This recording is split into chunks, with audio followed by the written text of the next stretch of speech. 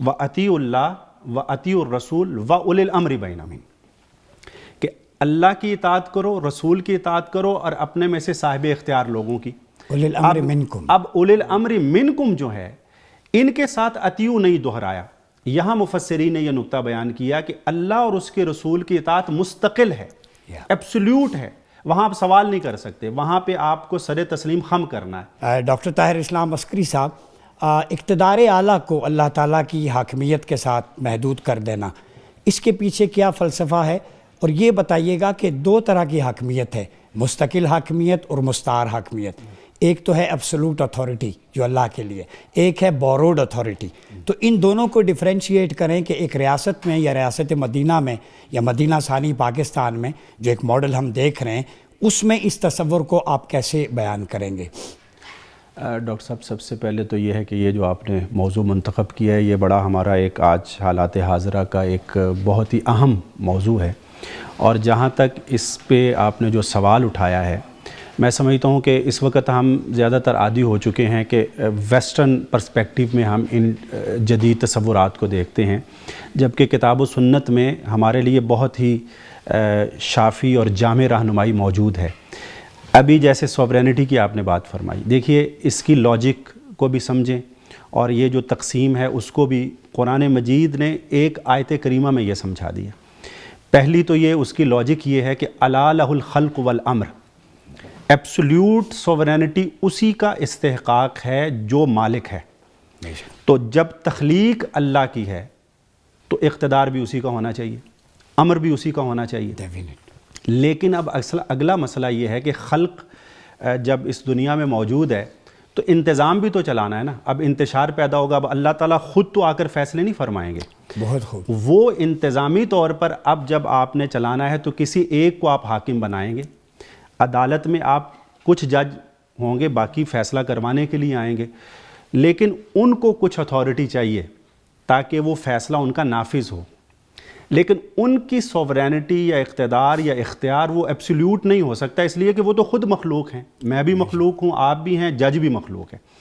اب اس کو جج ہونے کے اعتبار سے مجھ پر کوئی فضیلت نہیں ہے، لیکن وہ ایک انتظامی طور پہ چونکہ اس نے فیصلہ کرنا ہے جس کو نافذ کرنا ہے انتشار ختم کرنے کے لیے۔ اب آپ دیکھیے کہ قرآن مجید نے اس کو کیسے بیان کیا، وَأَطِیعُوا اللَّهَ وَأَطِیعُوا الرَّسُولَ وَأُولِي الْأَمْرِ بَینَکُم، کہ اللہ کی اطاعت کرو، رسول کی اطاعت کرو اور اپنے میں سے صاحب اختیار لوگوں کی۔ اولی الامر منکم، اب اولی الامر منکم جو ہے، ان کے ساتھ اطیعوا نہیں دہرایا۔ یہاں مفسرین نے یہ نقطہ بیان کیا کہ اللہ اور اس کے رسول کی اطاعت مستقل ہے، ایبسلیوٹ ہے، وہاں آپ سوال نہیں کر سکتے، وہاں پہ آپ کو سر تسلیم خم کرنا ہے۔ اولی الامر کی بھی اطاعت انتشار کے خاتمے کے لیے ضروری ہے، لیکن وہ مستقل نہیں ہے۔ فَإِن تَنَازَعْتُمْ فِي شَيْءٍ فَرُدُّوهُ إِلَى اللَّهِ وَالرَّسُولِ، وہ بھی انسان ہے، ان سے بھی خطا ہو سکتی ہے، آپ کا تنازع ان سے بھی ہو سکتا ہے، پھر اتھارٹی اللہ رسول ہوں گے، لیکن ان کے پاس جو اتھارٹی ہے وہ نفاذ کے لیے ہے، رفع نزاع کے لیے ہے، اور اس کے بغیر بھی نظام نہیں چل سکتا۔ تو اسلام نے ایک بیلنسڈ اپروچ دی ہے کہ ایبسلیوٹ سوورینٹی صرف اللہ کی ہوگی، کسی انسان کو کسی پر کوئی حکومت حاصل نہیں ہے، حق حاکمیت حاصل نہیں ہے، اس کی ذمہ داری ہے یہ کہ وہ اللہ کے قانون کو نافذ کرے گا مخلوق پر، اس کے لیے ایک جو اختیار چاہیے، اس لیے فرمایا کہ اس کی بھی اطاعت کرو تاکہ انتشار ختم ہو جائے، لیکن وہ اختیار جو ہے اس کا پابند ہے۔ تو اس طریقے سے سارے ہم مخلوق جو ساری خلق خدا ہے وہ اللہ رسول کے احکامات کی پابند ہے، اور جہاں نفاذ کی بات ہوگی، رفع نزاع کی بات ہوگی، وہاں ہم اپنے حکام کی، اپنے قضات کی، ججز کی، یا جو بھی ایک ایڈمنسٹریٹو عہدے پہ موجود ہے اس کی اطاعت کی جائے گی تاکہ انتشار کا خاتمہ ہو جائے۔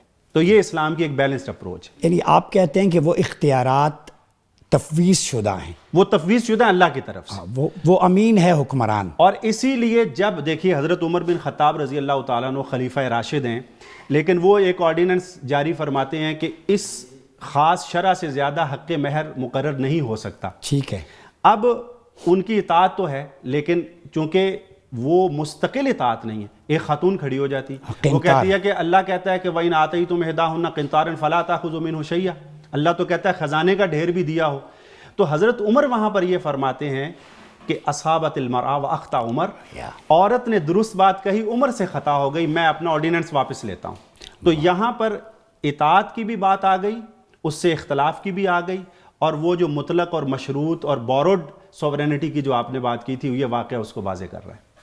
ٹھیک ہے ناظرین، ابھی اطاعت کی بات ہو رہی تھی کہ یہاں پہ سیدنا عمر فاروق کی مثال دی گئی. ڈاکٹر صاحب نے جیسے عرض کیا کہ وڈرال، اسلام کے اندر جو ایتھکس آف ڈس ایگریمنٹ کا کانسیپٹ ہے وہ ریاست کا حسن ہے، اور اسی سے ایک انکلوسیو سوسائٹی ڈیولپ کر سکتے ہیں.